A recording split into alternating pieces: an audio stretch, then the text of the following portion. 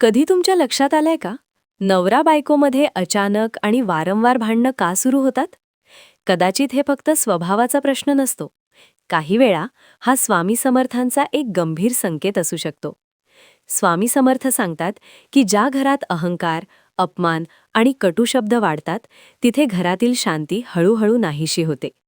पती-पत्नीचं नातं हे घराचा पाया असतं आणि जेव्हा या नात्यात वारंवार भांडणं, राग आणि दुरावा वाढतो, तेव्हा समजून घ्या की जीवन आपल्याला काहीतरी महत्त्वाचं शिकवण्याचा प्रयत्न करत आहे.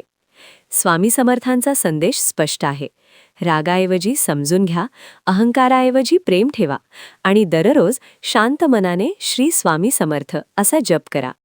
अनेक भक्तांचा अनुभव सांगतो की नामस्मरणाने मन शांत होतं आणि घरातील वातावरणही बदलू लागतं. जर तुम्हाला स्वामी समर्थांच्या अशाच जीवनाला दिशा देणाऱ्या गोष्टी ऐकायच्या असतील तर आत्ताच हा चॅनल सबस्क्राईब करा. लक्षात ठेवा, पती-पत्नीचं नातं जपलं तर घर जपलं जातं आणि जिथे प्रेम, आदर आणि संयम असतो तिथेच स्वामी समर्थांची कृपा टिकून राहते. व्हिडिओ आवडला असेल तर लाईक करा आणि शेअर करा, कारण कदाचित ही गोष्ट कोणाच्या घरात पुन्हा शांतता आणू शकते.